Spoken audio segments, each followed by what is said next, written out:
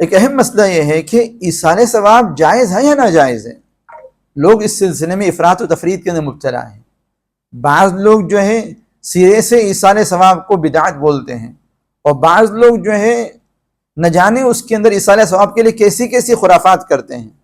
معتدل اور درمیانی رائے یہ ہے کہ وہ اعمال صالحہ، وہ نیک اعمال جن کا کرنے والے کو ثواب ملتا ہے اللہ کی طرف سے، وہ اعمال صالحہ جن کا ثواب ملتا ہے اس کا ایصال کیا جا سکتا ہے، اس کا ثواب جو ہے میت کو پہنچایا جا سکتا ہے، میت کو ثواب پہنچانے کے لیے کام کیا جا سکتا ہے۔ مثال کے طور پر 2 روپے صدقہ دیا کسی کو، اور صدقہ دیتے وقت نیت یہ ہے کہ اس صدقے پر مجھے جو ثواب ملے گا اللہ تبارک و تعالیٰ یہ ثواب جو ہے فلاں کو پہنچا دے، فلاں میت کو پہنچا دے، اس میں کوئی حرج نہیں ہے۔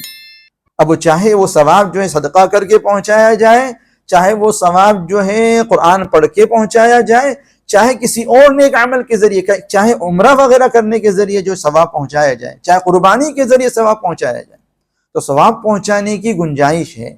البتہ ایصال ثواب کے لیے مخصوص اعمال کرنا کہ جو ہے کھانے سامنے رکھے ہوئے ہوں اور اس پر جو ہے الگ الگ نئے نئے طریقوں سے جو ہے مختلف چیزیں پڑھی جائیں، یہ احادیث سے ثابت نہیں ہے۔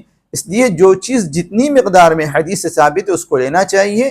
آپ صلی اللہ علیہ وسلم سے جو چیز ثابت ہے، صحابہ سے جو چیز ثابت ہے، سلف صالحین سے جو چیز ثابت ہے اس کو لینا چاہیے، اور جو چیز ثابت نہیں ہے اس سے اجتناب کرنا چاہیے۔ تو ایصال ثواب فی نفسی رسول کریم صلی اللہ علیہ وسلم سے ثابت ہے۔ اعمال کا ثواب جو کرنے والے کو ملتا ہے اس کا ایصال، اس کو میت تک پہنچانا، میت تک پہنچانے کے لیے نیک اعمال کرنا، اس کی گنجائش ہے اور احادیث سے اس کا ثبوت ملتا ہے۔ دین کی صحیح معلومات اور قرآن کی تفسیر سے جڑے رہنے کے لیے اسلامک بز چینل کو سبسکرائب کیجیے۔